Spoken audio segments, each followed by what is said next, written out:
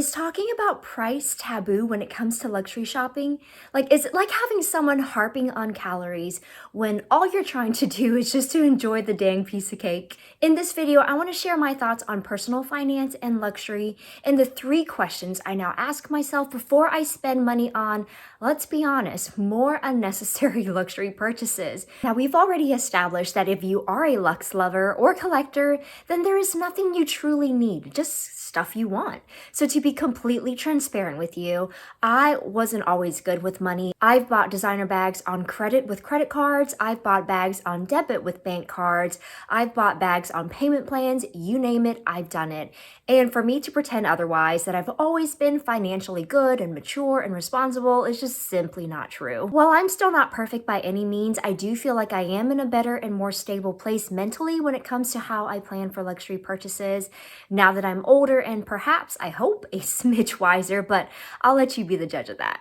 I will say I typically notice two polarizing approaches to luxury channels. So on the first spectrum, we as viewers have this morbid obsession with price, and YouTubers have to make the choice on whether they want to disclose on prices. Now there are those who prefer to kind of keep it hush-hush, and they are a little hesitant to say out loud how much they spent in total for a shopping haul or on a hard-to-find or very coveted bag. They may be like, "Ooh, I don't want to share these prices out loud, but just know it was expensive or that I paid a premium." Maybe they are truly embarrassed, or they want to stay humble, or they just want some sort of privacy, because we all know disclosing prices can elicit comments of all types, right? Comments from, "You're so lucky, I wish I had that type of money to spend on luxury shopping," to, "You're so stupid, why would you spend that much just for a brand name?" And on the other hand, there are YouTubers who are like, "Look at my $100,000 haul, y'all." They're out, they're proud, and we live vicariously through them. And they welcome the haters and their hateful comments, because to them it's coming from a place of jealousy or envy or what have you. So that's one spectrum of luxury channels, and one major decision YouTubers have to make: to disclose or not to disclose on prices. Now, on the other spectrum, this has more to do with YouTubers disclosing on the how. How are they able to afford this lifestyle? I feel like this is a little bit not as common, but to be honest, as a regular person, as in I made a video about how I am 100% considered an aspirational shopper.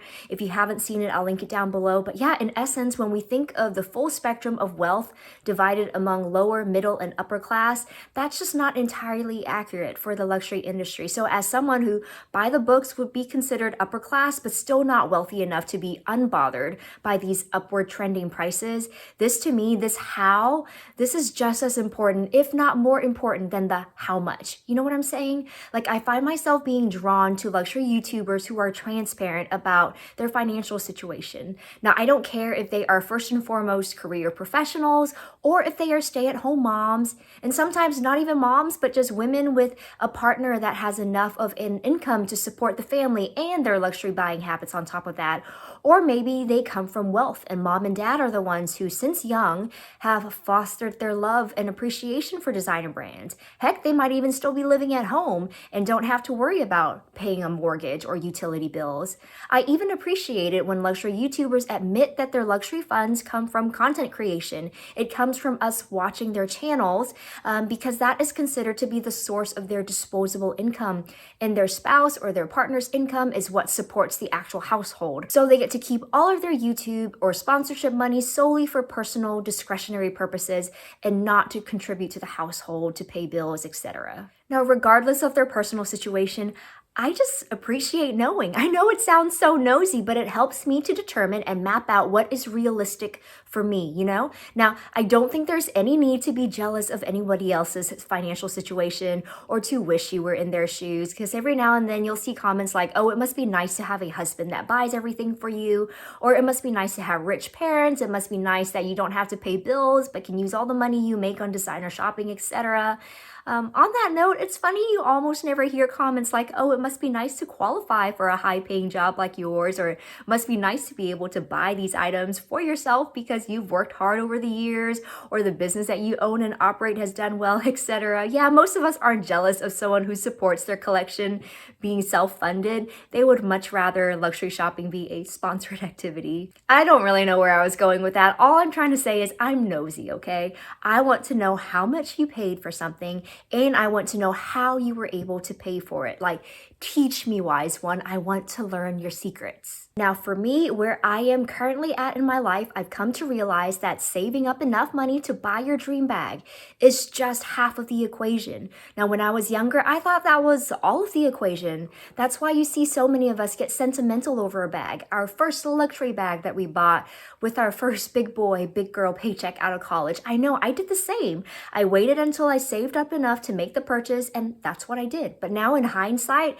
that really is just half of the equation. And so yes, while I still have a budgeting system where I set aside money to purchase items that are on my wish list, I want to go over the other 3 questions that I now ask myself simultaneously to complete that equation. Now, before we get started, I do have 2 disclaimers. One, we're not really going to worry about any other non-financial questions that you really should consider first, such as whether your dream bag is actually really right for your lifestyle or whether you already have something similar in your collection. We're just going to focus on the numbers. Now, my second disclaimer is I am not a financial expert. This is just for entertainment and to provide you a glimpse into how I manage my finance. For better or for worse. I mean, personal finance is personal. This is just currently the format I am using now, but that might change in the future if I find myself at a different stage of financial maturity. Number 1, is your emergency fund fully funded?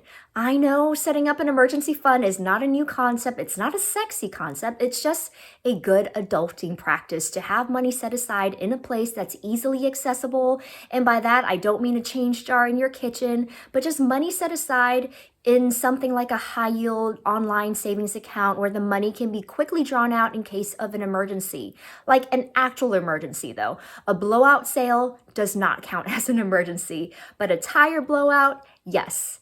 A flash 10% off fashion file sale on an Hermes Birkin 25 in excellent condition listed at retail price that is simultaneously in 26 other shopping bags? Objectively not an emergency. Having emergency funds set aside helps provide peace of mind in case something truly unexpected and unavoidable comes up that will require you to spend money you otherwise wouldn't. So the actual number for how much you may need may vary based on your income, your profession, your family size, etc. But in my case, based on my level of job security and just how my industry in academia works, I have it funded just to 3 months worth of expenses. And I know it's not a perfect science, right? Because a tire blowout or a home repair or appliance replacement emergency is quite different from being suddenly laid off. And for some people, the cost to replace a central heat and air unit may cost more than 3 months worth of living expenses, right? So figure out the bare minimum number that makes the most sense for you. Now, on top of that, I have a secondary emergency fund that has to be fully funded before I can even put aside what I call fun money. And that is my summer fund. Again, personal finance is personal. And for me, for my industry, as a professor that only gets paid 9 months out of the year, it's up to me to make sure I have 3 months worth of expenses set aside to get me through the summer, which means every fall I start funding my summer fund all over again. And while that second fund gets depleted on an annual basis, I thankfully haven't had too many emergencies, which means I have more money to funnel into my summer fund first. And the sooner that I get that fully funded, the sooner I can put my money towards other things like a luxury wish list. The second is, do you have a debt management plan in place? Now, this is where it gets dicey. I know there are people who are going to disagree with me on this one, that you shouldn't buy anything luxury or frivolous as long as you have debt. But I'm going to be honest, I don't think I can handle that mentally and emotionally. If you can, that's great. I wish I had your willpower. But for me, I don't think I can wait until my mortgage or my car is paid off before my next luxury purchase. Now, let's first recognize that there are different types of debt. If we are talking about credit cards, and I really do think it's good practice to avoid credit card debt altogether, but again, in full transparency, yes, I did not become credit card debt free until last year, and I was shopping luxury well before I was credit card debt free. Heck, let's just put it all out there. Part of that credit card debt was from luxury shopping, 100%. I was buying more than I can realistically and comfortably pay off on a monthly basis. But yes, I've since learned my lesson, and now purchasing anything luxury related is a no-no if I have a credit card balance. But the other kind of debt is your more long-term, slightly lower interest debt, like your student loans, car payments, mortgage, etc. And there are some very popular and well-known financial gurus who would say, after having a fully funded emergency fund, tackling all debt should be your next priority. And until you have that debt paid off, you have to live like you're broke and just deny yourself of all earthly pleasures until it is paid off. And the reward of paying it off will be so much sweeter then. But yeah, I would be miserable if I can't buy my next bag for another 20 years or so unless I hustle to pay off my house early. Call me weak, call me irresponsible. That being said, I do continue to prioritize paying off my other debts. By prioritize, I make sure I pay more than just the minimum monthly payment on those longer term debts before I set aside anything for luxury shopping. So ask yourself, what type of debt do you currently have? If it's credit card debt, then maybe hit the pause button on the luxury spending until you get that taken care of. But if you have student loans, car payments, a mortgage, etc., maybe funnel your money in a way where you still feel like you are working towards your luxury wish list, especially if you're someone like me and would be completely miserable if you had to go cold turkey and not indulge a little, not even once a year. The last question to ask yourself, do you have a wealth expansion plan in place?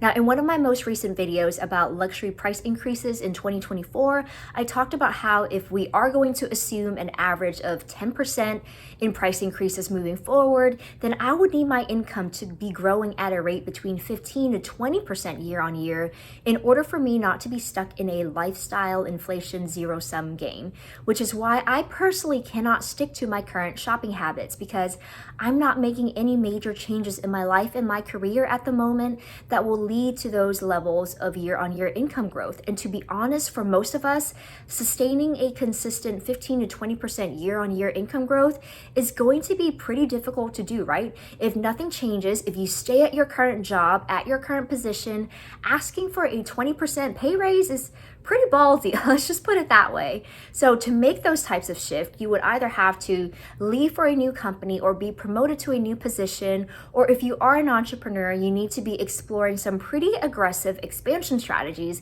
to have that much left to take home after reinvesting back into your business to keep the growth growing. So for me, knowing that I won't see that type of growth unless I make some drastic moves, my only option is to make the income that I currently do have go further. In my 20s, being financially responsible meant saving up for a designer bag and making sure I have those funds ahead of time before making the purchase.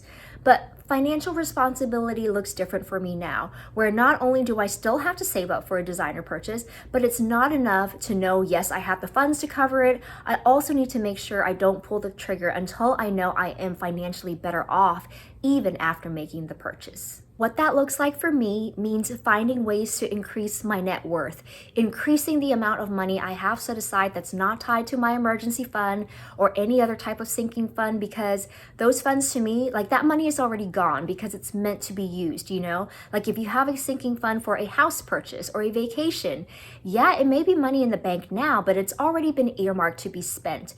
And while I know there are others who would count their retirement accounts as part of this net worth, and I agree, I think it's great if your 401k is fully maxed out every year. But to me, that's the opposite of sinking funds because that money is more or less locked and frozen until you are 65. So what options does that leave? Well, maybe you can have an actual legit savings account that's not tied to your emergency fund or any type of sinking funds or your retirement accounts, etc. But if you are worried about that money eroding due to inflation, you can opt for a traditional brokerage account and just store your wealth in investments. I currently opt to do both, and I'm exploring the options of real estate investment as well at the moment. Again, there are plenty of financial gurus who would disagree with this approach, and I'm not saying this is the gold star method, but it is what I am currently doing, just to make sure that, yeah, if I am setting aside money for luxury purchases, I need to be setting aside even more in my brokerage or savings account to make sure that I'm not just breaking even after knocking out each item on my wish list, you know? And I guess it's similar to the mentality that if you can't buy it twice, you can't afford it once. But instead of buying it twice, I just make sure I am able to set aside that cost of the item as well. So if I'm putting $1,000 towards my luxury wish list, then I have to also put aside an additional $1,000 on top of my regular bi-weekly investment amount into like my brokerage account. At the end of the day, I'm someone who needs to create an artificial sense of financial scarcity to keep my shopping habits in line. I know not everyone has that issue, but I personally find it helpful. Like, for instance, I'm lucky that I've always had a healthy relationship with food for the most part, but I recognize it's not always fair for me to tell someone who does struggle with food addiction and portion control that they should just intuitively eat what they want when they want and expect them to still be able to accomplish their health goals. And in the same way, I wish I was someone who didn't have to put those limits on myself when it comes to luxury shopping, that I have an off switch that says, hey, you already have enough, quit wanting more. Or even better, I wish I could just buy what I want and not have any repercussions to my financial health. Like I wish my financial metabolism was fast enough to keep up with my intuitive buying wants, but it's not. It's absolutely not. Not only is my intuition completely off its rockers, but my financial metabolism is not that of an 18-year-old college athlete. And I know there are YouTubers who proudly say they don't have a budget, they just buy what they like, that budgeting just takes the fun out of luxury shopping, and that they don't look at price tags because they don't have to. I mean, it's the equivalent of someone saying, I can eat whatever I want, candy, pizzas, burgers, donuts, and I'm lucky enough not to gain weight and still have a six-pack. So yeah, in my case, I may financially be able to eat the entire proverbial cake today, but I am going to regret it tomorrow. Let me know down in the comments below, do you like hearing about luxury YouTubers talk about their personal finance? Or does it take the pleasure out of luxury? Or are you nosy like me and want to know the how much as well as the how? Also, what is your financial plan for balancing your luxury wants while ensuring your personal financial health? Please let me know. I definitely don't have all the answers, and I love hearing tips and tricks from all of you. If you found this video helpful, then please don't forget to like, subscribe, and hit that notification bell, and I can't wait to catch up with you again next time.